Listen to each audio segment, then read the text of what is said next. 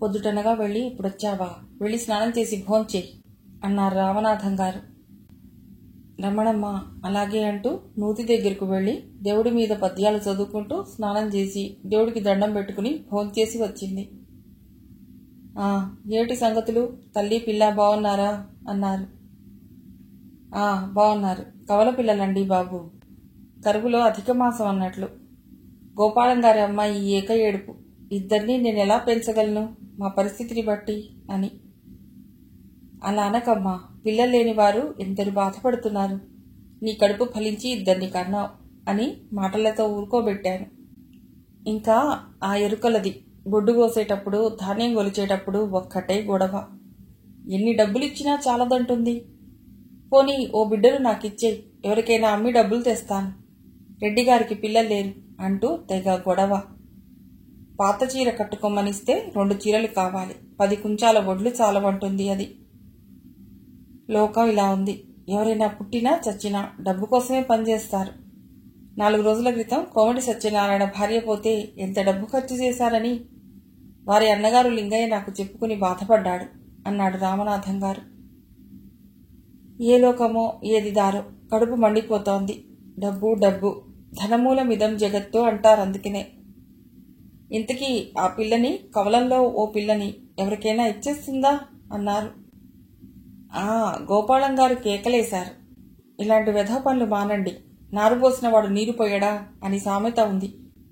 పసిగుడ్డుకి గుక్కెడు పాలు పోయలేవా? నీకు బరువైతే మా దగ్గర వదిలేళ్ళు. రామరెడ్డి గారింటి కబురు పెడితే రోజు ఆవుపాలు పంపుతారు. ఎవరింట్లో పురుడొచ్చినా పాత బియ్యం, పాత బట్టలు పంపుతారు పుణ్యాత్ములు. ఇదిగో రమణమ్మ గారు వచ్చి కష్టకాలంలో ఆదుకుంటారు అని నా గురించి కూడా అన్నారు అంది రమణమ్మ గారు. సంధ్యవేళయింది, దేవాలయానికి ఎడతాను, నువ్వు వెనకాలరా అన్నారు రామనాథం మాస్టర్. దేవాలయంలో చిన్న పెద్ద అందరూ వచ్చారు. ఒకరి కష్టసుఖాలు మరొకరు చెప్పుకున్నారు. పురాణ శ్రవణం మొదలైంది. అందరూ మాట్లాడకుండా మౌనంగా విన్నారు. పోతనగారి పద్యాలు నల్ల ద్రాక్షపాకంలా ఉంటాయి. అక్షర సత్యం తెలిసిన మహానుభావులు. తను చెప్పిందల్లా తేట తెలుగు. భక్తి పారవస్యంలో శ్రోతలు నిర్మల గోదావరి నదిలా వింటున్నారు. జీవితంలో మనం లబ్ధి పొందడం అంటే డబ్బు కాదు, భక్తి. ఇది జన్మజన్మకి తోడు నీడాను. నిరంతరం డబ్బు లేదంటూ దీన్ని ఎలా అనుభవించాలా అని తాపత్రయపడ్డమే తప్ప భక్తుల్లో ఆనందం పొందగలిగే స్థితి వస్తే నయం. వేమన జీవితంలో ఎన్ని తప్పులు చేసినా చివరకు యోగిగా మారి సూక్ష్మ మోక్షం ఉందని పద్యాల వల్ల మనకు నిరూపించారు. ప్రహ్లాదుడి భక్తి ఎంత గొప్పది, ఇవన్నీ మర్చిపోకూడదు. ఇహపరములకు వారధి భక్తి అంటూ రామనాథం మాస్టారు చెప్తుంటే ఒక ఆమె అంది. వింటున్నంతసేపు నిజమే అనిపిస్తుంది. ఇంటికెళ్ళాక తాపత్రయంలో పడి కొట్టుకుంటాం అంది. అమ్మా, బతికున్నన్నాళ్ళు ఇహమే కావాలి. బతికినన్నాళ్ళు తిండి కోసం బతకూడదు, బతకడం కోసం తినాలి. భార్యాపుత్రుల మీద ప్రేమ ఉండాలి, విపరీతమైన వ్యామోహం దేని మీద ఉండకూడదు. అందుకే మన వాళ్ళు ఓ సామెత చెప్పారు, మితంలోనే ఉంది పరిమితం అని. కోపాన్ని ప్రేమించకుండా మంచిని ప్రేమించాలి అన్నారు. మనం మంచిగా ఉన్నా ఎదుటివాళ్లు ఉండరు కదా అన్నాడు ఒక ఆయన. అప్పుడే నీ మంచితనంతో అతడి దుర్మార్గాన్ని జయించాలి. గాంధీ గారు ఏమన్నారు? ఒక చెంప కొడితే 2వ చెంప చూపించు, అప్పుడే అతడు మారతాడు అని. రామనాథం మాస్టారు చెబుతుంటే పొద్దుగూకింది. అందరూ ఏదో నిధి దొరికినట్లు ఆ మంచి మాటలు చెవులో వేసుకుని వెళ్లారు ఇళ్లకు అంతాను. మర్నాడు తెలతెలవారుతూనే సుందరి బ్యాగ్తో వచ్చింది. ఇదేమిటే, చెప్పా పెట్టకుండా పొద్దునే ఇలా వచ్చావు, ఏం జరిగిందే అని రమణమ్మ గారు కంగారు పడుతూ వాకిట్లో వేస్తున్న ముగ్గు అక్కడ పెట్టేసి కూతుర్ని కౌగిలించుకుంది. అమ్మా, ఏం కంగారు పడకు. మన ఇంట్లో వడ్రంగం చేసే వెంకటయ్య కూతురు పెళ్లి ఈ రాత్రి. కొండమ్మ నేను చిన్నప్పుడు చెమ్మ చెక్క, ఒప్పుల గొప్ప, గుజ్జన గుళ్ళు ఆడుకున్నాం కదా. చిన్నప్పటి స్నేహాన్ని మర్చిపోలేం కదమ్మా, అందుకొచ్చాను. నాన్నగారేరి అంది సుందరి. పెరట్లో పూలు కోసుకుంటున్నారు దేవుడి పూజకు. నిత్యమల్లె పూలు, దేవకాంచన, గులాబీలు అన్నీ పొద్దునే కోస్తారు అంది రమణమ్మ. పువ్వుల పేర్లు చెప్పగానే ఆనందంతో దొడ్లోకి పరిగెత్తింది. చిన్ననాటి స్నేహితులన్నా పూల మొక్కలన్నా సుందరికి ఇష్టం. వాటికి నీరు పోయటం అంటే మరీ ఇష్టం. నాన్నగారు అంటూ తండ్రి దగ్గరకు వెళ్లి కౌగిలించుకుని, నాన్న బాగున్నారా అంది ఆనందంతో తండ్రి మొహంలోకి చూస్తూ. అమ్మా సుందరి, ఈ పూల మొక్కలు నిన్ను అడుగుతాయమ్మా, మీ సుందరి ఏది అని. అప్పుడు మీరేం చెప్తారు? పెద్ద చదువులకు పట్నం వెళ్ళింది, పెద్ద ఉద్యోగాలకు అమెరికా దాకా వెడుతుందిట అని చెప్పానమ్మా అని సుందరిని ఒక చేత్తోటి, పూలబుట్ట ఒక చేత్తోటి పట్టుకుని ఇంట్లోకొచ్చారు. నాన్న, ఈ పూలబుట్ట తాటి ఆకులతోటి నేనల్లిందే కదా. అవునమ్మా, ప్రతి వస్తువులోనూ పనిలోనూ నువ్వు కనిపిస్తావు. అలాగే తృప్తి పొంది బతుకుతున్నావు. నువ్వు నీ భవిష్యత్తుని అందంగా తీర్చిదిద్దుకోవటానికి వెళ్ళావు. ఎక్కువ ప్రేమించి మా స్వార్థంతో నిన్ను ఇక్కడ ఉంచుకోలేము అన్నారు రామనాథం మాస్టారు. తండ్రికి తను కొండమ్మ పెళ్లికి వచ్చానని చెప్పింది సుందరి. బావుందమ్మా, మనం ఎంత ఉన్నత స్థానంలోకి వెళ్ళినా చిన్ననాటి స్నేహితులను మర్చిపోకూడదు. ఉన్న ఊరు కూడా మర్చిపోకూడదు. కన్న తల్లిని మర్చిపోకూడదు. నీకు కాదు, లోకానికి చెప్తున్నాను అన్నారు రామనాథం మాస్టారు. నాన్న, మీలాంటి టీచర్స్ ఉన్నారు కనుకే మన తెలుగువారి జీవితాల తీరు తెన్ను బాగున్నాయి అంది సుందరి. ఎదురింటిలో నుండి ఆదెమ్మ ఏడుపు వినిపిస్తోంది. నా దేవుడో, ఎక్కడికి వెళ్ళిపోయావు దేవుడోయ్, 4 బిడ్డల్ని ఇచ్చావు దేవుడోయ్, 4 ఎకరాల మాగాడిచ్చావు దేవుడోయ్, 4 నన్ను ఆదరిస్తున్నారు దేవుడోయ్ అని ఏడుస్తూ పాటలా పాడుతోంది. సుందరి మనసు కలిచివేస్తోంది. పరుగు పరుగున ఎదురింటికి వెళ్ళింది సుందరి. ఆదెమ్మా, ఎందుకంత బాధపడతావు? మేమంతా వినలేకుండా ఉన్నాం. నా చిన్నప్పటి నుండి ఇంత ఏడ్చావు, వచ్చాడా? అలా బాధపడి నీ మనస్సు పాడు చేసుకోకు. కొడుకులు, కోడళ్ళు, మనవలు నీ బాధ చూసి ఎంత బాధపడతారు. నువ్వు అది గమనించడం లేదు అంది. అమ్మాయి గారా? సుందరమ్మ, ఎప్పుడొచ్చావు పట్నం నుండి అంది తెల్లని మెత్తని గుడ్డతో కళ్ళు తుడుచుకుంటూ. ఇప్పుడే వచ్చాను. నీ బాధ చూడలేక వినలేక ఎలా చెప్పాలో నాకు అర్థం కాక వచ్చాను. నా చిన్నప్పటి నుండి ఇప్పటికీ ఏం మారలేదు. నువ్వు తెల్లారగట్లా లేస్తావు. పాచి పని, వంట, వార్పు అన్నీ అయ్యాక తెల్లని పంచగట్టుకుని, ఓ చెంబడు నీళ్లు, ఓ తెల్ల గుడ్డ పట్టుకుని నట్టి వాకిట్లో కూర్చుని 6 రాగం మొదలెడతావు. నీ ఓపిక తగ్గుతోంది. నువ్వు ఎన్నాళ్ళుంటావు? దేవుడి పూజ, గుడి గోపురం, ఎవరికైనా సాయం చేయటంలో నీ జీవిత శేషం పూర్తి చేసుకో. అంతేగాని ఇలా ఏడవకూడదు అంది సుందరి ఆదెమ్మ దగ్గరగా కూర్చుని వీపు రాస్తూ. ఇంట్లో అందరూ వచ్చేశారు. అది అలా చెప్పండి, మేమెన్ని చెప్పినా వినదు అన్నారు. ఆదెమ్మ, ఇంట్లో పనంతా అయ్యాక నన్ను ఇలా ఎడవనీయండి, నాకు రోజంతా బాగుంటుంది అంది బేలగా పసిదాన్లా. సరే, మరేం చేస్తాం? ఎందరూ నీలాగా భర్త పోయిన వాళ్ళు లేరు. అందరూ నీలా పడి ఏడుస్తుంటే ఎలా అంది సుందరి. ఇంక నేను మారను. నా రాజు కోసం నేను ఏడుస్తున్నాను. అప్పుడే నాకు బాగుంటుంది. ఎవరి ఏడుపులు వాళ్ళకుంటాయి కదా, దృఢ నిశ్చయంతో అంది ఆదెమ్మ. సుందరికి తెలుసు, ఆ ఊరందరికీ తెలుసు ఆదెమ్మ గడుగ్గాయని. చదువుకోలేదు గాని లేకపోతే భారతదేశాన్ని ఏలేసి ఉండును. ఆనా పెరుగు రూపాయికి అమ్ముతుంది. అర్జెంటుగా చుట్టాలొచ్చారంటే అదే 5 రూపాయలకు కానీ ఇవ్వనంటుంది. ఆ ఇంట్లో ఆర్థిక సమస్య లేకుండా చేసింది. పంట పండాక గాదిలో దాచి, ఖరీదు పెరిగాక ధాన్యం అమ్ముతుంది.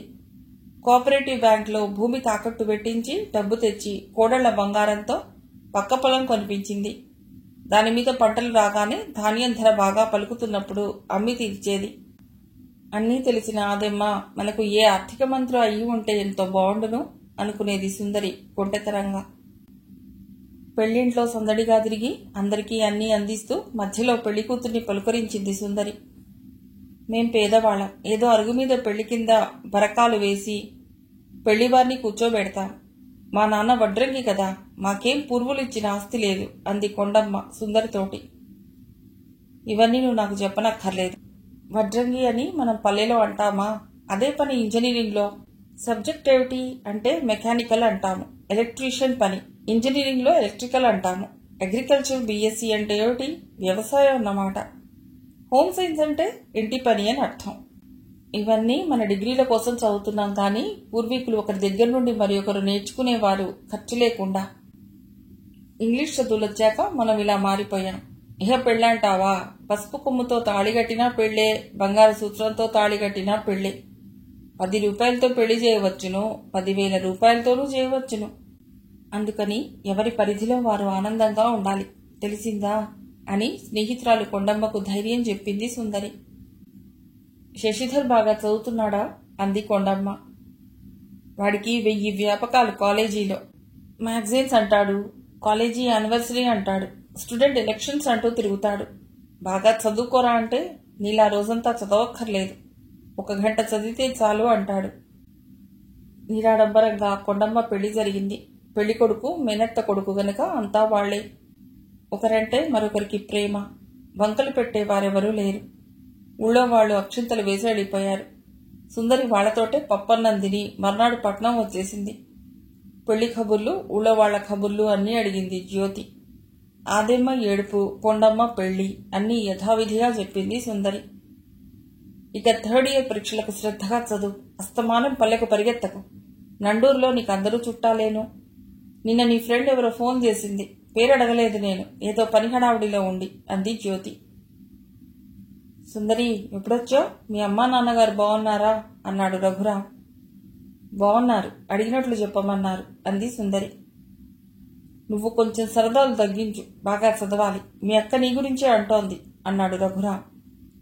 ఇంతలో శశిధర్ వచ్చి, నండూరులో అంతా బాగున్నారా చెల్లాయ్ అన్నాడు. అందరూ బాగున్నారు, అమ్మా నాన్న నిన్ను బాగా చదువుకోమన్నారు, బుద్ధిగా ఉండమన్నారు అంది సుందరి. మీ ఇద్దరి చదువు చూస్తుంటే జయరాం బాగా చదువుతున్నట్లు అనిపిస్తోంది అన్నాడు రఘురాం. బావగారు భలే వారే, తమ్ముడి మీద ప్రేమ ఎంత ఉందో తెలిసిపోతోంది. కాలేజీలో మీ తమ్ముడికి ఉన్న ఫ్రెండ్ సర్కిల్ మీకు తెలిస్తే మీరిలా అనరు అంది సుందరి. వెంటనే జ్యోతి సుందర్ని కేకలేసింది. బావగారు ఏదైనా చెప్తే సమాధానం చెప్పవద్దని ఎన్నిసార్లు చెప్పాను, ఇక్కడి నుంచి వెళ్ళి చదువుకో అంది. రఘురాం నవ్వుతూ పడగదిలోకి వెడుతూ, సుందరి చురుగ్గా ఉంటుంది, సరదాగా మాట్లాడాను, నాకు మరదలు వరుసగా, నీకు కాదు అని రఘురాం అన్నాడు. మీకు తెలీదు, దానికి చనువిచ్చారో చెలక్కులు వేస్తుంది, జాగ్రత్త. ఆ తర్వాత మీ చెల్లెలు ఇలా అంది అలా అంది అని నాతో అంటే నాకేం బాధ్యత లేదు అంది సీరియస్గా జ్యోతి టేబుల్ మీద మంచిళ్ల చెంబు పెడుతూ. చాలా రోజులైంది, మా అమ్మకు నాన్నగారికి ఫోన్ చేయాలి అన్నాడు రఘురాం. అలాగే చేద్దాం అంటూ ఫోన్ తీసి రింగ్ చేసింది జ్యోతి. ఇదిగో రింగ్ టోన్ వస్తోంది, ముందు మీరు మాట్లాడండి అంది. నాన్నగారు ఎలా ఉన్నారు? అమ్మా మీరు ఎప్పుడొస్తారు అన్నాడు రఘురాం. గుళ్ళో దేవుడి కళ్యాణం అయ్యాక వస్తాం అన్నారు. సరే అయితే నువ్వు కూడా మాట్లాడు అని జ్యోతికిచ్చాడు. అత్తయ్య గారు నమస్కారం, మామయ్య గారికి కూడా నమస్కారాలు అని చెప్పండి. ఎప్పుడొస్తారు హైదరాబాద్ అంది జ్యోతి. వాడికి చెప్పాను కదా అంటూ ఫోన్ పెట్టేసింది. అదేటి, నేను మాట్లాడుతూనే ఉన్నాను, ఫోన్ పెట్టేశారేమిటి అంది మొహం జిట్లించుకుంటూ. ఏం లేదు, ఫోన్ బిల్లు ఎక్కువ వస్తుందని వాళ్ళ భయం అంటూ మాట సర్దాడు రఘురాం. జ్యోతి అలాగా అంటూ మనస్సు సర్దుకుంది. కాలేజీకి టైం అయింది, నేను ఎడుతున్నాను అని సుందరి కాలేజీకి బయలుదేరింది. దూరంగా కాళిదాసు చెట్టు దగ్గర నిల్చుని సుందరికి కనిపించాడు. సుందరి అటువైపు అడుగు కదిపింది. ఏమిటిక్కడున్నారు సంగతి అంది సుందరి. నీకోసమే అన్నాడు కాళిదాసు లాలనగా సుందరి కేసి చూస్తూ. నిజంగానా? నమ్మనా అంది బోరగా కాళిదాసు వైపు చూస్తూ. సుందరి, మనం కలుసుకుని మాట్లాడటానికి కుదరటం లేదు, ఏ టైంలో ఎక్కడ కలుసుకోవాలి అని అడిగాడు సుందరి ముఖ సౌందర్యాన్ని చూస్తూ కాళిదాసు. సుందరి కొంచెం బిడియపడుతూ, నేను మనసులో అదే అనుకుంటున్నాను, మా అక్క ఆలస్యంగా పెడితే 1000 ప్రశ్నలేస్తుంది. ఇంకా నాకు ఒక్కటే దోవ తోస్తోంది, ఏదో ఓ రోజున క్లాస్ ఎగ్గొట్టి మరీ వెళ్ళాలి అంది. ఆ పని ఈ రోజునే ఎందుకు చేయకూడదు అన్నాడు కాళిదాసు. సరే పద అంది సుందరి నవ్వుతూ. నిజంగానా అన్నాడు కాళిదాసు. దూరం నుండి శశిధర్ కనిపించాడు. దాంతో త్వరగా అడుగులు వేసుకుంటూ కాలేజీ క్లాస్ వైపు వెళ్లిపోయింది. కాళిదాసు అటు తిరిగి స్కూటర్ వైపుకు వెళ్లిపోయాడు. శశిధర్ చూశాడు, చూడనట్లుగా నటించి త్వరగా కాలేజీలోకి వెళ్లిపోయాడు. జయరాం, కాలేజీ లెక్చరర్ మూర్తి ఇద్దరూ కలిసి కబుర్లు చెప్పుకుంటూ దూరంగా ఓ చెట్టు దగ్గర నిలబడ్డారు. జయరాం, ఏమిటి సంగతి? ఏమంది కౌముది? నేనంటే గౌరవమే అందా? ఎక్కడ కలుసుకోమంది నన్ను అంటూ ఓ సిగరెట్ జయరాంకి అందించి ఒకటి తను కాల్చడం మొదలెట్టాడు. నాకొద్దు సార్, మా అన్నయ్యకి తెలిస్తే చంపేస్తాడు అన్నాడు. ఎవరి సరదా వాళ్లకుండనివ్వాలి. తను చదువు చెప్పించినంత మాత్రాన తనకి తొత్తులా పడి ఉండకూడదు. నీ వయస్సు, నీ సరదా ఇప్పుడే ఎంజాయ్ చేయాలి, అలా భయపడకూడదు అని నూరిపోశాడు మూర్తి. సరే సార్, మీరు చెప్పింది నిజమే కదా, నాకు అలాగే అనిపిస్తుంది అన్నాడు. అది సరే గాని కౌముది ఎప్పుడు కలుసుకోమంది అన్నాడు మూర్తి. మేడం కాలేజీ అయిపోగానే ట్యాంక్ బండ్ దగ్గర ఉండమంది. తను అక్కడికి వచ్చి వివరాలు మాట్లాడతానంది అన్నాడు నవ్వుతూ జయరాం. మూర్తికి సంతోషంతో మనస్సు పరవళ్ళు దొక్కింది. ఓకే ఓకే, నేను పెడతాను అని వెళ్ళిపోయాడు మూర్తి. ట్యాంక్ బండ్ దగ్గర ఎదురుతెన్నులు చూస్తున్నాడు మూర్తి. కౌముది వయ్యారంగా పవిట సర్దుకుంటూ, ఏమిటి మహానుభావ, అర్జెంటుగా మాట్లాడే పని ఉందన్నారట అని అడిగింది దగ్గరగా వచ్చి. అమ్మా, అంత తొందరగా చెప్పను, చెబితే నువ్వు ఆగ్రహంతో వెడిపోతావు అన్నాడు పసివాళ్లాగా. అంత నాకు కోపం వచ్చే సంగతి చెప్పడం ఎందుకు అంది కళ్ళు వయ్యారంగా తిప్పుతూ. అంత మరీ కోపం వచ్చేది కాదులే, అలా నడుస్తూ మాట్లాడుకుందాం అని ఇద్దరూ నడుస్తూ ఒకరినొకరు చిలోక్తులు వేసుకున్నారు. కౌముది, మీరు కొంచెం చిక్కినట్లున్నారు. నేనేం చిక్కలేదు, మీరే ప్రేమలో చిక్కారు అంది కౌముది. మాటలు చురుక్కుమంటున్నాయి. ఎన్నాళ్ళు ఎదురు తెన్నులు, మీరు లెక్చరర్, నేను లెక్చరర్. మనల్ని ఎవరు కాదన్నా ఎవరికీ భయపడనక్కర్లేదు. ఎన్నిసార్లు చెప్పినా మీరు అనటం మానదు కదా. మనం ఇద్దరం ఉన్నప్పుడు నువ్వు అనండి అంది కౌముది. అలాగే కాని, వచ్చే ఆదివారం యాదగిరి గుట్ట వెళ్ళి దేవుణ్ణి చూసి మనస్సు విప్పి మాట్లాడుకుందాం. మా అమ్మని నేను ఈజీగా ఒప్పించగలను అన్నాడు. మా వాళ్ళు రాక్షసులు, నాకు 1,00,000 ఆరళ్లు పెడుతున్నారు. మన పెళ్లికి ఆలస్యం చేస్తున్నారు అంది కౌముది. మన పెళ్లి ఆలస్యం అవటంతోనే ఒక థ్రిల్ ఉంది. ఇలా ప్రేమించుకుంటూ ఉంటే మన ప్రేమ మరీ మరీ గట్టిపడుతుంది అంది. ఏటో నాకు మాత్రం విసుగు వస్తోంది. నేనే ఎప్పుడో వచ్చి మీ నాన్నగారిని అడిగేస్తాను అన్నాడు మూర్తి. అలా వద్దు, నేనే మీ దగ్గరికి వచ్చి అడగమని మా నాన్నగారిని పంపిస్తాను. మా నాన్నగారు పాపం ఈ వయసులో అప్పులు తీరలేదని, ఎలా తీర్చాలని బాధపడుతుంటే నేనున్నాను కదా అని ధైర్యం చెప్తున్నాను. అన్నయ్యకి ట్రాన్స్ఫర్ అయిందంటే ఆ ఊళ్ళో అప్పులు తీర్చందే వెళ్ళనివ్వరు. మీరేమైనా సరే ఎక్కడో అక్కడ తెచ్చి అప్పు తీర్చేస్తేనే సరి, లేకుంటే నన్ను పరపతి లేకుండా ఉతికేస్తారు అని ఏడ్చి మొత్తానికి డబ్బు పట్టుకుపోతాడు. ఇప్పటికి 10,000 దాకా వాడి మూలాన అప్పు చేశారు. మళ్లీ ఇస్తానన్న వాడు, నా జీతం నాకు చాలటం లేదు, పోనీ ఇల్లు అమ్మి తీర్చండి, నా దగ్గరికి వస్తే మీకు అన్నానికి లోటు ఉండదు అంటాడు. మా నాన్నగారి పెన్షన్ కొద్దిగా వస్తుంది. ఇప్పుడు ప్రస్తుతం నా జీతం ఉంది కనుకనే ఇబ్బంది తెలియటం లేదు. ఇక మా అక్కయ్య సమ్మర్ సెలవులకని 2 నెలలు ఉండిపోతుంది. వాళ్ల పిల్లలకు సరదాలు, షికార్లు, బట్టలు ఇలా మా చేత ఖర్చు చేయించి, పైగా మా వారు రాకపోయినా ఆయనకు కూడా బట్టలు 2 జతలు పెట్టకపోతే ఏం బాగుంటుంది అని వారి చేత తనకి కావలసినట్లు అన్నీ కొనిపించుకుని, ఏడాదికి సరిపడా ఊరగాయలు పెట్టించుకుని మరీ పెడుతుంది. ఇది మా ఇంటి వరస. ఇవన్నీ చెప్పి మీ మనసు కష్టపెట్టడం ఎందుకు, మనం కలుసుకున్న కాసేపు సరదాగా గడుపుదాం అంది కౌముది. సరే, మరి మీ ఇబ్బందులు మీకుంటాయి కదా, వచ్చే ఆదివారం యాదగిరిగుట్ట పెడదాం. ఓకే అన్నాడు మూర్తి. ముద్దుగా మూర్తిని చూస్తూ, అలాగే, మీ ఆజ్ఞ కాదంటానా అంది కౌముది. కౌముది ఇంటికొచ్చేటప్పటికి తల్లి తండ్రి దెబ్బలాడుకుంటున్నారు.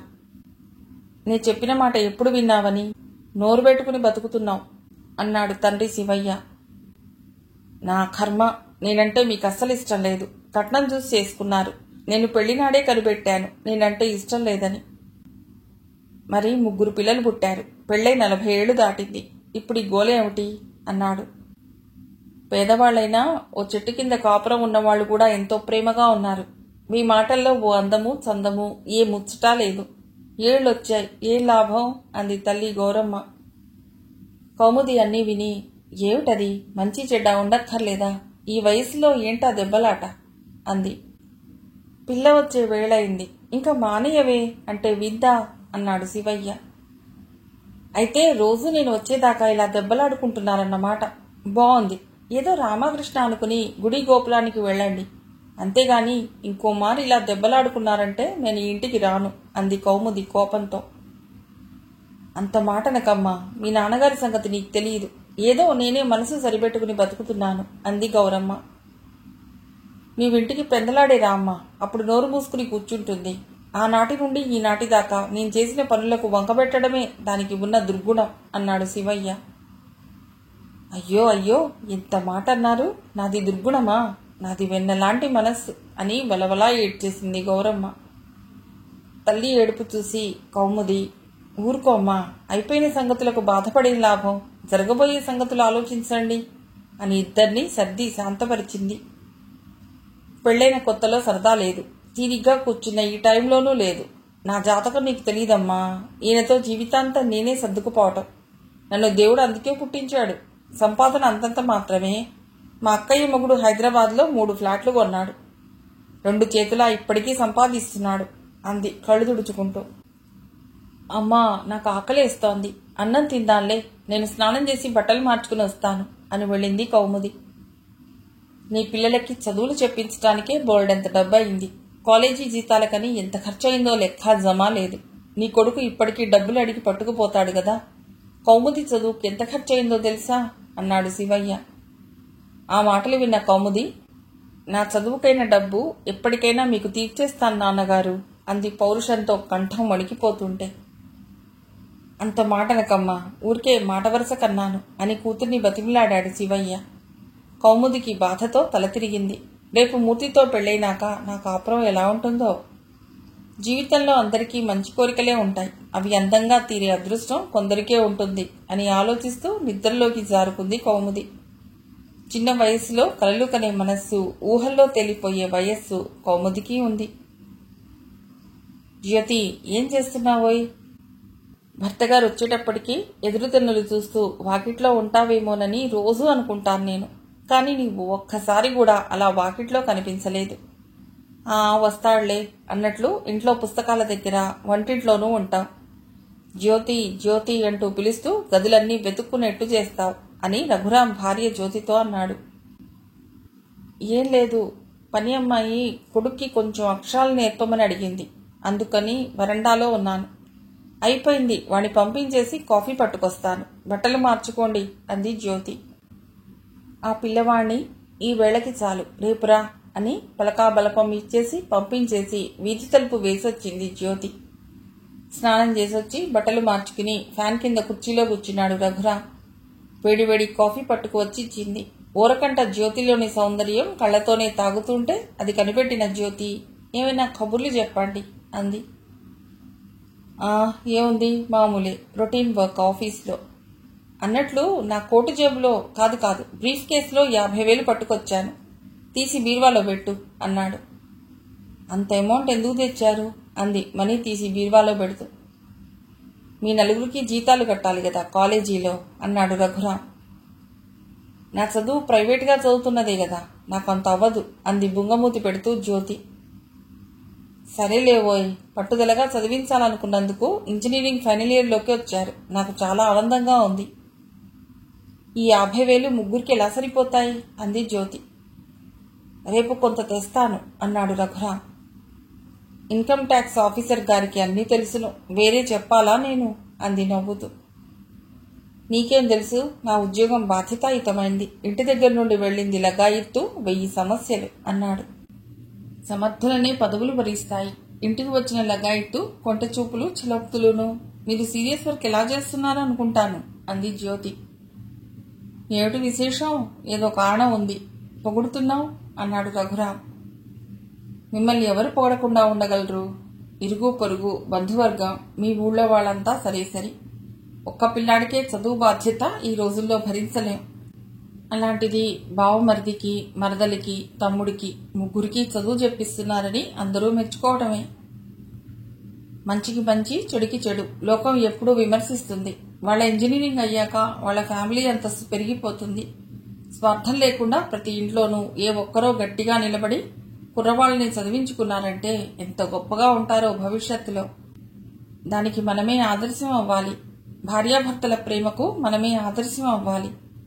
2 ఎకరాలు ఇచ్చి పిల్లనిస్తామని వస్తే వద్దంటామేమిట్రా అని మా నాన్నగారు కోప్పడ్డారు. జ్యోతి లాంటి పిల్ల మన ఇంటికి రావాలి, కానీ డబ్బు కాదు, నేనే సంపాదిస్తాను అని నేను నిన్ను చేసుకున్నాను. ఇప్పుడు డబ్బుకేం లోటు అన్నాడు నవ్వుతూ. మీ నాన్నగారు నన్ను కోడలిగా చేసుకుందుకు డబ్బులేని వాళ్లమని అనుకున్నారు. మా నాన్నగారు ఈ ప్రేమ పెళ్లిళ్ళు ఏమిటే, నాకు భయంగా ఉంది. మోజులు తీరాక తీరిగ్గా ఒకరి లోపాన్ని మరొకరు చెప్పుకుంటూ దెప్పుకుంటూ విడిపోతారేమోనని భయపడ్డారు. మా అమ్మ ఎన్నో పురాణ కథలు చెప్పి ధైర్యం నూరిపోసింది. ఎక్కడ పెళ్లి ఆగిపోతుందోనని నా భయం. మీ పేరు రఘురామ్ అని రాముడంతటి మంచి పేరు పెట్టారు కదా అని ధైర్యం అంది జ్యోతి. వీధిలోంచి రఘురామ్ అంటూ శాంతారాం పిలిచాడు. ఇదిగో వస్తున్నా అంటూ కుర్చీలోంచి లేస్తూ అన్నాడు రఘురామ్. ఏమండోయ్, ఒక్క మాట. మీ స్నేహితుడు శాంతారాం అంటే మీకు చాలా ఇష్టం, కానీ ఇంట్లో సంగతులన్నీ చెప్పకండి అంది జ్యోతి. ఎప్పుడతడు సరదాగా మన ఇంటికొచ్చినా ఇదే మాట చెప్తావు. చాలే ఊరుకో అని విసుక్కుని ముందు వరండాలోకి వెళ్ళాడు రఘురామ్. శాంతారాం పకపకా నవ్వుతూ, నిన్ను వచ్చి పిలిచి చాలాసేపు అయింది, ఇప్పటికా యువతలికి రావటం ఏమిటా బిజీ అన్నాడు కనురెప్పలెగరేస్తూ. వస్తున్నానని ఫోన్ చేయకపోయావా? నీకోసం పూలదండలు పట్టుకుని వీధి గేట్లో ఉందును అన్నాడు కొంటెగా నవ్వుతూ. ఇద్దరూ సోఫాలో కూర్చుని కబుర్లు మొదలెట్టారు. నేటి రాజకీయాలు వినసొంపుగా లేవు. పోనీ డాక్టర్ల గురించి మొదలెడదామంటే రోగాలు మందులు మనసుని విరిచేస్తాయి, బాధ పెడతాయి. మరి ఇంకేం చెప్పుకుందాం? అన్నదమ్ముల ప్రేమలు అసలొద్దు. మరి ఇంకేం మాట్లాడుకుందాం అన్నాడు శాంతారాం. రఘురామ్ కుటుంబాల సంగతి చెప్పుకుందామని ఉంది, కానీ మావిడ ముందే వార్నింగ్ ఇచ్చింది, అవి తప్ప ఏదైనా మాట్లాడుకోండని. నిజంగా అంత మాట అందా? నీది ప్రేమ వివాహం గనుక అలా చనువు తీసుకునే ఆర్డర్లు వేస్తుంది. నా భార్య పెద్దలు చేసిన పెళ్లి గనుక నా దగ్గర భయభక్తులతో ఉంటుంది అన్నాడు శాంతారాం. ప్రేమ వివాహం కంటే పెద్దలు చేసిన పెళ్లి గొప్పదంటావు, అవునా అన్నాడు రఘురామ్. జ్యోతి ట్రేలో కాఫీ కప్పులు పెట్టుకుని వస్తూ కొంచెం తగ్గింది, వాళ్ల మాటలు ఆగాక వద్దామని. పవిట నిండా కప్పుకుని వినయంగా నడిచొస్తున్న జ్యోతిని చూసి, నమస్కారం అండి జ్యోతి గారు అన్నాడు శాంతారాం. మీకు నమస్కారం. పుష్ప బాగుందా అంటూ ఇద్దరికీ కాఫీ అందించింది. లోపలికి వెళ్లిపోతున్న జ్యోతిని, కాసేపు కబుర్లకు నువ్వు కూర్చో అన్నాడు రఘురామ్. మీ ఎంఏ పరీక్షలెప్పుడు? బాగా చదువుతున్నారా అన్నాడు శాంతారాం. ఏదో చదువుతున్నాను. సావిత్రి టీచర్ గైడెన్స్ ఉంది గనుక ఇన్ని బాధ్యతలు నెత్తిన పెట్టుకున్నా పట్టుదలగా చదువుతున్నాను అంది జ్యోతి. స్వశక్తి మీద ఇంతవరకు లాక్కొచ్చారు, అభినందించకుండా ఉండలేదు అన్నాడు శాంతారాం. రఘురామ్ జ్యోతిని పరిశీలనగా చూశాడు. ఆ పవిట కప్పుకోవడంలో గృహిణిగా ఒక హుందాతనం వచ్చింది. శాంతారాం ఆమెకేసి పరిశీలనగా చూస్తుంటే భరించలేక, స్టవ్ మీద పాలు పెట్టావేమో చూడు అన్నాడు రఘురామ్. జ్యోతికి అర్థమైంది అతడి మనస్తత్వం. తనలో తను నవ్వుకుని, ఇది ప్రేమకి చిహ్నం, భార్యను ఎవరో అంతగా చూడకూడదు అనుకుంది. ఇంతకీ ఆ సంస్కృతం ఏమీ ఎందుకు చదువుతున్నారండి అన్నాడు మాటలు పొడిగిస్తూ శాంతారాం. ఎందుకేమిటి? కాళిదాసు కావ్యాలన్నీ చదివేసి నమిలేసి తెలుగులోకి రాసేసి మేఘ సందేశం, శాకుంతలం, కుమార సంభవం ఎంత గొప్పవో చెప్పటానికి. రఘురాం మాటలకి శాంతారాం జ్యోతి కూడా చిన్నబుచ్చుకున్నారు. జ్యోతి లోపలికి వెళ్ళింది చిరాగ్గా మొహం పెట్టి. రఘురాం శాంతారాం మౌనంగా ఉండిపోయారు. సరదాగా మొదలైన టాపిక్ ఏదో ఇబ్బందైన పరిస్థితిలోకి వచ్చింది. రఘురాం అది కనిపెట్టి అంతలోనే తన పొరపాటుని గ్రహించి, శాంతారాం, నా చిన్నప్పుడు జామ చెట్టు ఎక్కి ఎన్ని కాయలు కోసుకుని తినేవాళ్లమో, నీకు జామకాయలు ఇష్టమేనా అన్నాడు.